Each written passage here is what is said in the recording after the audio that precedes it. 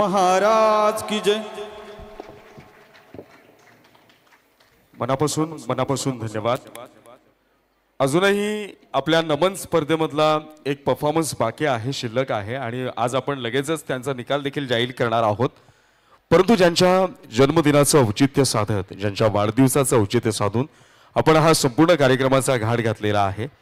प्रत्यक्ष माननीय निलेशजी सांबरे साहेब आपल्यामध्ये उपस्थित आहेत आणि आल्यापासून आपण त्याच्या कार्याचा उहापोह करतो की या लोकांचा कळवळा माननीय सांबरे साहेबांना इतका का। कुणीतरी असं म्हणतं की सांबरे साहेब या प्रत्येक तळागाळातील शेवटच्या घटकातल्या माणसाची जाण ठेवून ही समाजसेवा का करत असतात, कारण याच सांबरे साहेबांनी म्हणजे 200 पेक्षा कमी लोकवस्ती असलेल्या पालघर जिल्ह्यातल्या विक्रमगड तालुक्यातल्या झडपोली या गावात जन्माला आलेल्या सांबरे साहेबांनी आपल्या ऐन तारुण्याच्या काळामध्ये पैशाअभावी उपचार न घेता आईसमोर लेकराला मरणदारी जाताना पाहिलं। का जाण आहे समाजाशी, आजारावर उपचारासाठी पैसे नाहीत, चांगलं हॉस्पिटल नाही आणि शहरात जाऊन घेण्यात येणाऱ्या उपचारांचा खर्च परवडणारा नाही, म्हणून लेकरांसमोर आई बापानं प्राण सोडलेत। हे काळी चिरणारं चित्र कित्येक वर्ष सांबरे साहेबांनी जवळून पाहिलं।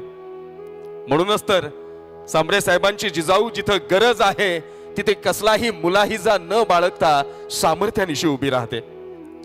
आज साहेबांनी हजारो तरुणांना पोलीस बनवलं, शेकडोंना अधिकारी बनवलं, मोडलेल्या असंख्य घरांना उभं केलं, मरणाच्या दारात गेलेल्यांना जीवन दिलं, खचलेल्यांना आधार दिला, निराधारांना माया दिली आणि खऱ्या अर्थानं या समाजाला नवी दिशा देण्याचं काम केलं।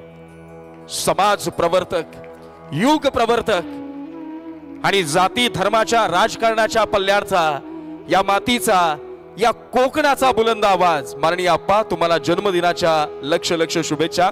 एकदा जोरदार टाळ्यांच्या गजरामध्ये मी सांबरे साहेबांना विनंती करतो की आपण या मंचावर यावं आणि उपस्थित तमाम रत्नागिरी वासियांना आपण आपल्या कर्तृत्वानं भारलेल्या आणि आजवरचा साहेबांचा इतिहास आहे की दिलेला शब्द पाळण्यामध्ये साहेबांनी कसलीही कसूरता सोडलेली नाही। आजवर सर्वसामान्यांना दिलेला शब्द। एकदा जोरदार टाळ्यांच्या गजरामध्ये आपण माननीय अप्पांना म्हणजे सांबरे साहेबांना इथे इन्व्हाइट करतो आणि अप्पांना विनंती करतो की आपण उपस्थितांशी संवाद साधावा।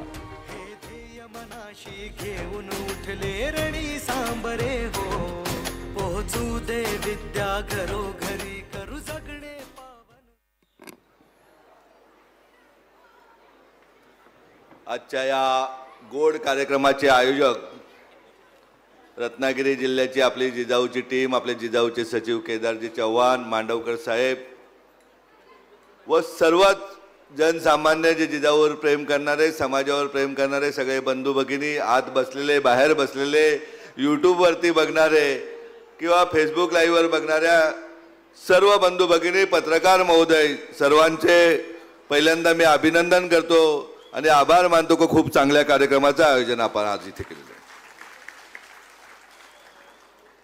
दादानो, तायानो, मी या मला वाटतं 4वी-5वी फेरी असेल याच वीर सावरकर सभागृहामध्ये आपण कार्यक्रम घेतोय। प्रत्येक वेळेस मी आपल्याशी बोलत असतो, त्यानंतर थोडासा रिझल्ट देण्याचा आपण प्रयत्न करताय, परंतु परत कुठेतरी अडकलं जात आहे।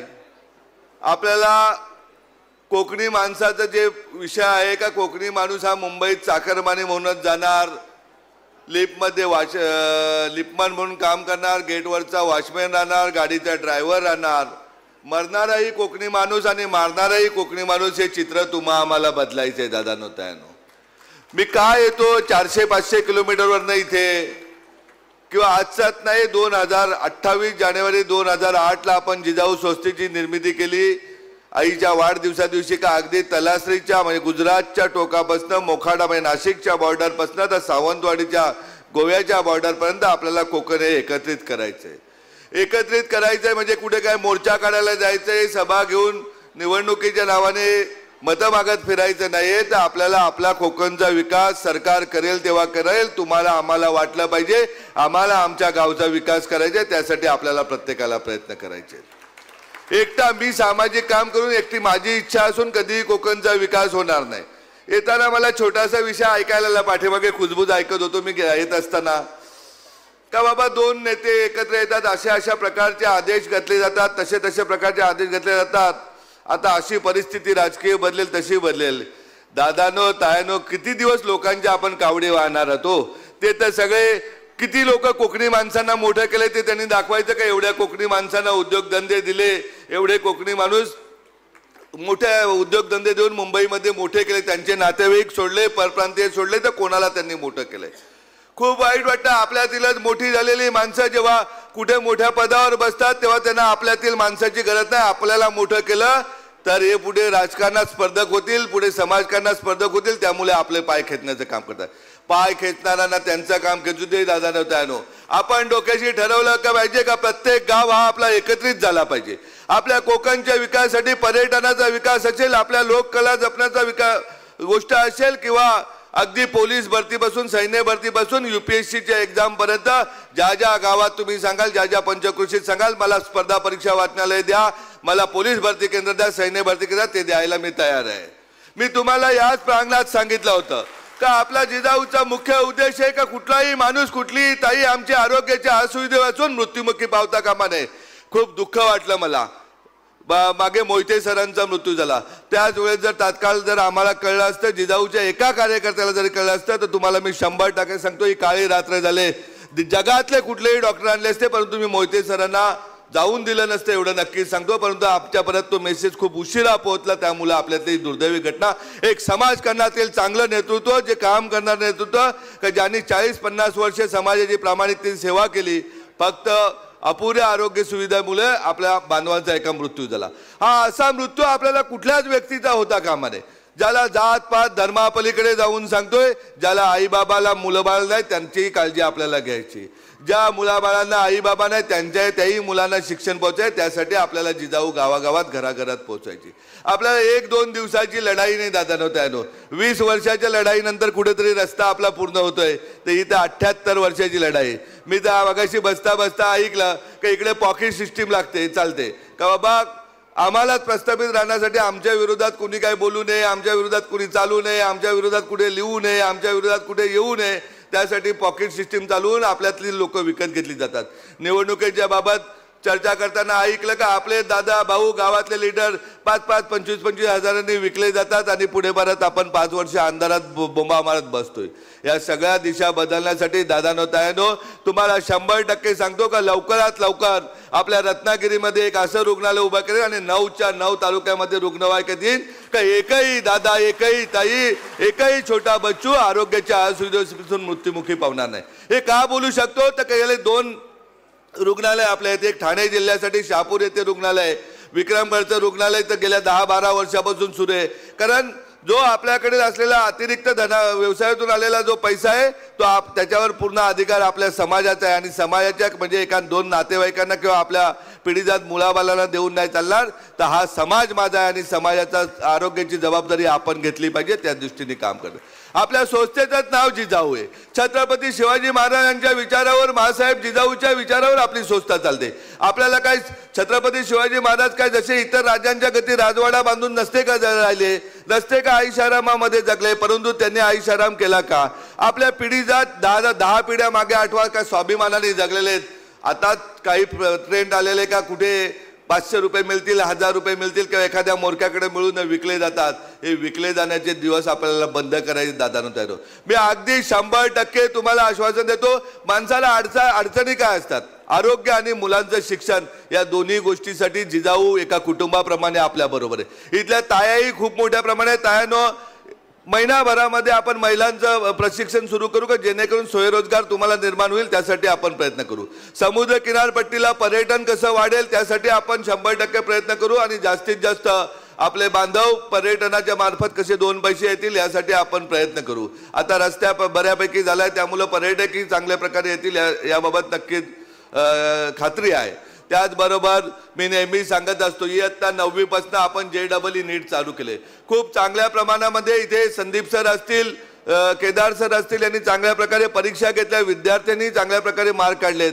परंतु पालक घाबरतात का एवढ्या लांब का पाठवायची पोरं. अरे दादानो तायानो JEE नीटसाठी पोरं कोट्याला पाठवली जातात, अगदी नांदेडला पाठवली जातात. आता कोकण तर आपण एकत्रच आहोत. 4 वाजता बसला तर रात्री 10 वाजता माणूस इथे ट्रेनने येऊ शकतो. आता रस्ताही व्यवस्थित झाला आहे. परंतु लक्षात घ्या का लाड करण्यापेक्षा आपला मुलगा किंवा मुलगी कशी चांगली डॉक्टर होऊ शकते, कसा IIT ला जाऊन इंजिनियर होऊ शकतो, आणि त्यासाठी एकही रुपया न देता आपल्याला आपली मुलं तुम्ही पाहिलेली स्वप्न पूर्ततेसाठी जिजाऊ नक्कीच त्यासाठी प्रयत्नशील असेल आणि ती प्रयत्न करेल. परंतु तुम्ही आता थोडंसं प्रेम कमी करा. जास्तीत जास्त विद्यार्थी झडपोलीला पाठवून द्या. इयत्ता 9वी पासून JEE नीटचे क्लासेस सुरू केलेले आहेत. त्याचबरोबर स्पर्धा परीक्षा असेल, CAचं फाउंडेशन, न्यायव्यवस्थेचं फाउंडेशन आपण सुरू केलेलं. जोपर्यंत आपली मुलं उच्च पदावर जात नाही, वरिष्ठ पदावर जात नाही, तोपर्यंत आपली ही गरिबी 5वीला पुरलेली तशीच राहणार आहे. आपण किती दिवस हमालक्या करत राहायचं, किती दिवस झेंडे घेऊन फिरवायचे? आपण असं झालं पाहिजे का आपल्याकडे लोक आली पाहिजेत, आपल्याकडे आपण ही राज्यघटना बाबासाहेबांनी कशासाठी लिहिली का सर्वात मोठा असतो तो सामान्य माणूस. परंतु सामान्य माणसाला अंधारातच ठेवायचं, त्याला अज्ञानातच ठेवायचं, त्याला कुठल्याही सोयी सवलती मिळवून द्यायच्या नाही आणि दरवर्षी 5 वर्षात सांगायचं आम्ही हे करू आम्ही ते करू. आम्ही प्रयत्न केले का सिव्हिल हॉस्पिटलला डॉक्टर आले पाहिजेत, नाही सरकारने दिले. त्यासाठी सांगतोय का आम्ही आपण रुग्णालय करतो जिजाऊवाले, नाही सरकारला जमत तर आपण करू, नाही लोकप्रतिनिधी जमत तर आपण चांगल्या प्रकारचे डॉक्टर आणू आणि एकही रुपया न खर्च करता आपल्या बांधवांना, भगिनींना, लहान मुलांना उपचार देऊ. 9च्या 9 तालुक्यामध्ये आज रुग्णवाहिका, पोलीस भरती केंद्र करू आपण. त्याचबरोबर आरोग्य शिबिरं घेऊन बांधवांना वाचू. तुम्ही अशीच साथ दिली तर 9च्या 9 तालुक्यामध्ये चांगल्या CBSE शाळांची निर्मिती करू. ज्याप्रमाणे झडपोलीला शाळा आहे, शहापूरमध्ये, जव्हार मोखाडा आहेत, भिवंडीत आहेत, तशाच प्रकारच्या शाळा आपण इथे निर्माण करू का आपले विद्यार्थी उच्च पदावर जाण्यासाठी, स्वप्न मोठी पाहण्यासाठी, ज्याप्रमाणे श्रीमंतांची पोरं उद्या ठाण्याच्या सिंगाण्याला शिकत असतील, ज्याप्रमाणे हिरानंदानी स्कूलला शिकत असतील, बिर्ला स्कूलला शिकत असतील, त्याप्रमाणे आपली मुलं शिकली पाहिजेत. आणि मला खात्री आहे का ज्याप्रमाणे स्वातंत्र्य लढा असेल, छत्रपती शिवाजी महाराजांची लढाई असेल, प्रत्येक ठिकाणी कोकणी माणूस हा पुढे असतो. त्या कोकणी माणसाला कुठलीही गोष्ट अशक्य नाही, त्याला दिशा देण्याचं काम जर आपण केलं तुम्ही आम्ही सर्वांनी, तर एक दिवस कोकणाचा कॅलिफोर्निया झाल्याशिवाय राहणार नाही. अगदी अभिमानाने सांगतो का मंत्रालयावरचा झेंडा कोकणी माणसाचा आयुष्यभर राहील. अशा प्रकारची एके आपण करूया. निव्वळ 1 माणूस 2 माणूस 4 घरं मोठं होऊन कधी समाज मोठा होत नसतो. असं असतं तर मी पण आज हेलिकॉप्टरने इथे आलो असतो, पण मी एकटा हेलिकॉप्टरने फिरून नाही होणार दादानं. त्यानं निवडणुकीपुरती विमान चालू होणारं विमानतळ आपल्याला नाही करायचं आहे, तर आपल्याला प्रत्येक माणूस सक्षम करायचा, प्रत्येक ताई सक्षम करायची. तायानो तुम्हाला इंग्लिश स्पीकिंग करायचं असेल तर इंग्लिश स्पीकिंगचे क्लासेस देईन, शिवण क्लासेस देईन, जेवण बनवण्याचे क्लासेस देईन, मेहंदी क्लासेस देईन. जे जे स्वयंरोजगारला सरकारकडून न होणारे क्लासेस असतील ते मी देईन आणि सरकारकडून पण प्रत्येक योजना तुमच्यापर्यंत मिळवून देईन. ही गर्दी काय अशातही अंगणवाडी सेविकांकडून आलेली नाही. आज 4 दिवस झाले मी सातत्याने बघतोय का हे सभागृह पूर्ण भरलेले. या अर्थ जिजाऊचा कार्यकर्ता घर घर जाऊन समाजाच्या विकासासाठी बोलत असतो. मी तुम्हाला परत एकदा सांगतो का आपल्याला मला काय इथे येऊन निवडणूक लढणार का उद्या तलासरीपासून सुरुवात केली तर डहाणू विधानसभा पहिला लागतो तो राखीव. मी ज्या गावात राहतो तो विक्रमगड विधानसभा राखू. त्या जिल्ह्यामध्ये मी जिल्हा परिषदचा सभा अध्यक्ष नाही होऊ शकत किंवा पंचायत समिती सभापती नाही का, आमदार नाही का, खासदार नाही. असं असताना तिथे 2008ला सुरुवात केली दादानं त्यानं. मी तर मला साहेब मांडवकर साहेब बोलवते का तुम्ही काय हरकत नाही पुढची निवडणूक नाही. अरे म्हटलं मांडवकर साहेब मला निवडणूक लढण्यासाठी मी इथे आलेलो आहे. मी भले माझ्या आयुष्यात कदाचित निवडणुकी लढणार नाही, परंतु चांगली माणसं राजकारणात आणेन का जी न विकणारे असतील, जे 100% बाबासाहेब आंबेडकरांना अभिप्रेत असलेलं, छत्रपती शिवाजी महाराजांना अभिप्रेत असलेलं शिवराज्य आणणारी लोक मात्र लोकसेवक म्हणून दिसतील. एवढं तुम्हाला मी नक्कीच सांगतो. आज आपल्याला बघायचंय का आजच तुम्ही मुलांना स्वप्न दाखवा का तुला कलेक्टर व्हायचंय, तुला CO व्हायचंय, तुला SP व्हायचंय. लहानपणापासूनच त्या मुलांना संस्कार द्या, स्वप्न मोठी बघायला शिका. ती मोठी स्वप्न पूर्ततेसाठी 100% तुमच्या बरोबर जिजाऊ असेल आणि तुम्हालाही खात्रीने सांगतो का ती स्वप्न पूर्ण होतील. जिजाऊला विश्वास आहे ना. असा कुठला दिवस माझा जातो का विद्यार्थी नोकरीला लागत. आजही 2 विद्यार्थी आपले याच्यामध्ये मिलिटरीमध्ये नोकरीला लागले. आजच मगाशीच अरविंदनी व्हिडिओ पाठवली होती. ती व्हिडिओ कार्यक्रम संपता मी लावून देईन का 2 विद्यार्थी लागले. आपल्याकडे ज्याला आई बाबा नसलेला पोरगा IPS झाला, जिच्या पोटामध्ये 2.5 महिन्याचा बाळ असताना पती जातात, ती ठाण्याच्या झोपडपट्टीत धुंडी भांडी करणारी मोहिनी बारमल नावाची तरुणी जेव्हा जिजाऊकडे येते, परेश सर केदार सर तिच्याशी बोलतात, ती रडायला लागते का मला पूर्ण दिवस बसता नाही ना, लोकांची धुनी भांडी करायला लागतात. त्याच वेळेस त्या मोहिनी बारमलला आम्ही धुनी भांड्याच्या दुप्पट पगार चालू करतो. तिला झडपोलीला नेऊन ठेवलं जातं. आज सकाळीच मी फोटो दाखवले का आज ती मुंबई महानगरपालिकेमध्ये अग्निशमक दलात अधिकारी पदावर नोकरी. हे काम आपल्याला करायचंय. उद्या ज्यांची उमेद संपलेली आहे त्यांना उमेद द्यायची आहे का त्यांना सांगायचं आहे का तुम्हाला तयार व्हायचंय, तुम्हाला आणखीन खूप मोठं व्हायचंय. जेव्हा असे हजारो लाखो विद्यार्थी आपले पुढे प्रशासनामध्ये अधिकारी पदावर जातील तर नक्कीच हा कोकणचा विकास कोणी रोखू शकणार नाही. किती राजकारण्यांना वाटलं का हे आहेत तसेच मजूर ठेवा, गावपाड्यावरती जाऊन एकाला पैसे दिले 25,000 50,000 का अख्खा पाडा आला, हे विकले जाणारी गोष्ट होणार नाही. हा तुम्हाला मी शब्द देतो. आपण सर्वजण काल जसे निस्वार्थपणे एकत्र होतो तसेच आजही येत आणि तसे उद्याही राहू. प्रत्येक गाव टू गाव एकत्र करा. उद्या भले एखाद्याच्या राजकीय पक्षाच्या निष्ठा असतील त्याला सांगायचं ठीक आहे, तुझी जेव्हा निवडणुकीची आचारसंहिता लागेल तेव्हा तू तुझ्या पक्षाचे झेंडे खांद्यावर घे, पण तो ज्या दिवशी मतदान होईल त्या दिवशी संध्याकाळी संपूर्ण गाव आपला एकत्र झाला पाहिजे. आपण सर्वजण एक आहोत हे एकी आपली कायमची राहिली पाहिजे. सत्ता कुणाची येऊ दे परंतु आपण एकत्र राहून आपल्या गावाच्या विकासासाठी एकत्र राहिलो पाहिजे. आपण एकत्र नसल्याचाच फायदा होतो ना. का इथे आपल्याकडे कर्मचारी नसतात, पोलीस दलामध्ये अधिकारी आपले नाही आहेत, इतर कुठल्याच दलामध्ये अधिकारी नाहीत आणि बोलायचं कोणी आणि राहायचं कुठं. कोकणची परिस्थिती मुक्या आणि आंधळे आपण कोणी या फक्त आणि फक्त पैसे कमावा. इथे बसलेल्या सगळ्या बांधवा भगिनींना विनंती करतो, जमिनी या आपल्या पूर्वापार वडिलोपार्जित प्रॉपर्टी आहेत. कोणी किती धनाधीश आला सत्ताधीश आला तरी जमिनी विकण्याच्या मागे लागू नका. कोणी बळजबरी करेल तर तात्काळ मला कॉन्टॅक्ट करा. किती मोठा तो सत्ताधीश असेल तरी तुमच्या जमिनीचा 1 गुंठा पण मी अतिक्रमण करून बळजबरी करून विकू देणार नाही. परंतु विकू नका ही तुम्हाला सर्वांना कळकळीची विनंती. आजच्या दिवशी वाढदिवसाची भेट आपल्याकडून मागतोय. आपल्याला का जमिनी विकायला लागतील? तुमच्या बरोबर तुम्ही आम्ही एकत्र राहिल्यानंतर कुठलीही गोष्ट अशक्य नाहीये. आपण बघा आज इतका पाऊस पडतो कोकणामध्ये. कोकणामध्ये अनेक धरणं झालेत परंतु प्यायला पाणी नसतं. बारमाही शेतीची व्यवस्था नाही. या प्यायला यासाठी आपल्याला सगळ्यांना एकत्र द्यायचं आहे. अनेक ठिकाणी विजेचे प्रश्न आहेत, अनेक ठिकाणी रस्त्यांचे प्रश्न आहेत. आम्ही फिरत असताना बघितलं का उद्घाटन होऊन मोठमोठे बोर्ड लागलेत परंतु कामं चालू नव्हती. ही परिस्थिती तुम्हा आम्हाला बदलायची. तो ठेकेदार कोण आहे, तो आमदार कोण आहे, तो खासदार कोण आहे, तो आणखीन कोण आहे याच्याशी आपल्याला काय देणं घेणं नाही. आपल्या गावासाठी आलेला पैसा हा 100% आपल्या गावाच्या विकासासाठी खर्च झाला पाहिजे. मग तो आपला सरपंच जरी भ्रष्टाचार करत असेल तर त्याच्या विरुद्ध आवाज उठवण्याची ताकद तुम्हा आम्हाला आली पाहिजे. सामाजिक कामामध्ये खूप चांगली ताकद आहे दादांनो.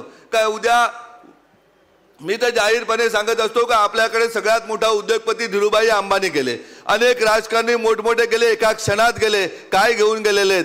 अलेक्झांडर गेले, जो जगत जेता अलेक्झांडर गेला. परंतु या वेड्या लोकांना काय कळतच नाही. सगळा पैसा आपला लुटतात आणि परराज्यातील लोकांच्या ताब्यात देतात. एक दिवशी ते भूरकर उडून जाणार आणि रडत परत आपल्या जवळच बसणार. कारण यांना आपल्या लोकांवर विश्वास नसल्याने किती खाऊ आणि किती नको खाऊ आपल्या टाळूवरचं लोणी खात बसतात. त्यांना त्यांचं काम करू दे. तुम्ही आम्ही चांगलं काम करू. चांगल्या कामासाठी जिथे जिथे अडचण येईल, जिथे जिथे गरज लागेल तिथे जिजाऊ एका परिवारासारखे आपल्या बरोबर असेल. लवकरात लवकर तुम्हाला रत्नागिरीकरांना मी हॉस्पिटलची निर्मिती करून देतो आणि 9च्या 9 तालुक्यामध्ये स्पर्धा परीक्षा अभ्यासिका, पोलीस भरती केंद्र, सैन्य भरती केंद्र याची निर्मिती करतो. इथे कलाकारांनी खूप चांगलंच प्रयोग केले. 3-4 दिवस झालं. दादानो एवढीच मेहनत थोडी स्पर्धा परीक्षासाठी वाचण्यासाठी करा. 10वी 12वी झालेल्या मुलांसाठी जवळजवळ 35 प्रकारच्या परीक्षा दरवर्षी होत असतात. केंद्र सरकार, राज्य सरकार. हजारो विद्यार्थी आपल्या प्रशासनात लागू शकतात. जी मेहनत तुम्ही आता 8-15 दिवस इथल्या कार्यक्रमासाठी केली तशी 2-3 महिने तुम्ही मेहनत करा. मी 100% खात्रीने सांगतो यश आपल्या दारापर्यंत आल्याशिवाय राहणार नाही. परंतु मेहनत ही आता आपल्याला नीट नेटका रस्ता बघून करावी लागेल. गावागावातले विद्यार्थी कसे मिलिटरीमध्ये जातील, कसे पोलीस दलामध्ये जातील यासाठी आपण प्रयत्न करूया. जे विद्यार्थी शिकतात ते कसे डॉक्टर होतील, कसे IITला जाऊन इंजिनियर होतील, कसे VJTला जाऊन इंजिनियर होतील. राहण्याची व्यवस्था पण कोणाला अडचण पडली तर मुंबईत म्हणा किंवा देशाच्या कुठल्याही विभागात राहिला तरी सुद्धा आपण करू. परंतु विद्यार्थ्यांना सांगा स्वप्न मोठी बघा. त्यानं तुमच्या रोजगारासाठी जिजाऊ येत्या 8-15 दिवसामध्येच एक ठोस कार्यक्रम घेऊन या रत्नागिरीकरांसाठी उतरेल हा आपल्याला सर्वांना शब्द देतो. ज्याप्रमाणे संगणक कक्ष चालू आहे, रत्नागिरीमध्ये महिला सक्षमीकरणाचं चालू आहे, लांजाला चालू आहे, त्याप्रमाणे जिथे जिथे एरिया असेल तिथे तिथे आपण नक्कीच चांगल्या प्रकारे निस्वार्थपणे काम करू. तुम्ही आम्ही एक कुटुंब आहोत का तुमच्याकडून मला काही नाही पाहिजे आणि माझ्याकडूनही तुम्हाला नाही पाहिजे. मी असाच परवा भिवंडीमध्ये फिरत असताना गल्लोगल्ली लोक आरत्या करत होते, बोलत होते. मी त्यांना तेच सांगितलं तायांना, यापेक्षा काय मला आणखीन मोठं पाहिजे. आमदार, खासदार, मंत्री, माझ्याकडे कुठलंही पद नसताना 1-2 मिनिटाला ताई घरात बोलवायची, या दादा आरती करायला. मग ती कुठल्या जातीचे कुठल्या धर्माचे ही मला माहिती नव्हती, परंतु ते आरती करून मला बोलवत होता. आणि हेच पद माझ्यासाठी सगळ्यात मोठं पद आहे. मी माझा मुलगा आणि याचा पिक्चर आला होता सलमान खानचा, तो बघायला गेलो होतो सिकंदर. मुलाला फायटिंग बघून आनंद वाटत होता का त्या राजाची प्रॉपर्टी बघून. मी त्याला सांगितलं का शेवटची ओळ त्या पिक्चरची काय होती, माणूस किती मोठा आहे तो महत्त्वाचा नाही, तो किती लोकांच्या हृदयात आहे आणि लोक हृदयात पाहतात हे सर्वात मोठं आहे. आणि तीच ओळ माझ्यासाठी पुरेशी आहे. आपलं प्रेम हे असंच राहू दे. असंच प्रेम राहिलं तर पुढचा 17 एप्रिलचा वाढदिवस नक्कीच आपण रत्नागिरीत करू. अशाच प्रकारचा जोश आपण ठेवला तर नक्कीच करूया. म्हणजे आमच्या सगळ्या केदारजी चव्हाण असतील, महेंद्रजी मांडरकर असतील, पंधारजी नयकर असतील, योगेशजी पांचाल असतील, या सर्वांना एक ताकद मिळेल एवढं मी नक्कीच सांगतो. लवकरात लवकर गोड बातमी घेऊन मी आपल्याकडं पुन्हा येईन. आणि त्यापर्यंत आपण जिजाऊचं काम प्रत्येक गावपाड्यात कसं वाढेल, शाखा मिटिंग कशा होतील, आपण लोकांच्या पादुकाच्या पाया पडण्यापेक्षा आपल्या आईवडिलांची पूजा करा, आपल्या बहिणींचा आदर करा, आपल्या घरातील सगळ्या महिलांचा आदर करा, आपल्या बांधवांचा आदर करा, आपल्या मुलांनाही इज्जत द्या, गावच्या शिक्षकांना इज्जत द्या. एवढंच मी आपल्याला नक्कीच सांगतो. जास्त कुठं कोणाच्या मागं भरकटत जाण्यापेक्षा एक ठोस विचार आणि ठोस योजना घेऊन आपण एकत्रित काम करू. आणि जास्त वेळ नाही लागला. जे 78 वर्षात जे साठलंय ते पुढच्या 2 ते 5 वर्षात सगळा चेहरा मोहरा बदलू हा विश्वास तुम्हाला देतो आणि थांबतो. जय हिंद, जय महाराष्ट्र. मनापासून धन्यवाद. मी आपल्याला विनंती करतो की आपण मंचावरच थांबायचं आहे. आणि लोकांच्या हृदयात किती अशा हृदयात जागा आहेत की तुमच्या इतकी श्रीमंती, कदाचित त्याच्यावर जर ईडीची धार असती तर पहिलं नाव तुमचं येईल त्या लिस्टमध्ये. यामध्ये तीळ मात्र शंका नाही. एकदा निश्चित आप्पा एकदा जोरदार टाळ्या झाल्या पाहिजेत माननीय सांबरे साहेबांसाठी. वाढदिवसाच्या मनपूर्वक शुभेच्छा. आणि जसं आप्पांनी मगाशी सांगितलं की पिक्चर पाहिल्यानंतर शेवटची ओळ लक्षात राहिली. आप्पांच्या समोर काही करा, पण तुम्हाला शैक्षणिक आरोग्य या क्षेत्रामध्ये जर यश मिळालं तर जगात जो आनंद या विधात्याला होत नसेल त्याही पेक्षा जास्त आनंद माननीय आप्पांना होतो. आणि यासाठीच आनंदाची बातमी, आपल्या जिजाऊ परिवाराचे सदस्य, आपल्या रत्नागिरी मोफत स्पर्धा परीक्षा मार्गदर्शन केंद्राचे सदस्य, ओणी गावचे मूळ रहिवाशी रितेश चव्हाण यांची स्पर्धा परीक्षा अंतर्गत महाराष्ट्र शासनाच्या जिल्हा परिषद रत्नागिरीच्या आरोग्य विभागात ग्राम आरोग्य निरीक्षक या पदी निवड झालेली आहे. एकदा जोरदार टाळ्यांच्या गजरामध्ये मी रितेशजी चव्हाण आणि त्यांच्या संपूर्ण परिवाराला या मंचावर निमंत्रित करतो. आणि माननीय आप्पांना म्हणजेच सन्माननीय सांबरे साहेबांना विनंती करतो की आपण आपल्या शुभ हस्ते संपूर्ण चव्हाण कुटुंबियांचं आणि आज त्या कुटुंबाला समाजामध्ये स्वाभिमान सार्थ अभिमान वाटावा अशी कामगिरी करणाऱ्या श्री रितेश चव्हाण यांचा यथोचित सन्मान आपण करावा. माझ्या लोकांच्या जीवनी समृद्ध महाराष्ट्र संस्थापक निलेजी भगवान सांबरे साहेब आणि त्यांच्या माध्यमातून सुरू असलेली जिजाऊ पोलीस भरती पूर्व प्रशिक्षण केंद्र आणि त्या प्रशिक्षण केंद्राच्या निलेश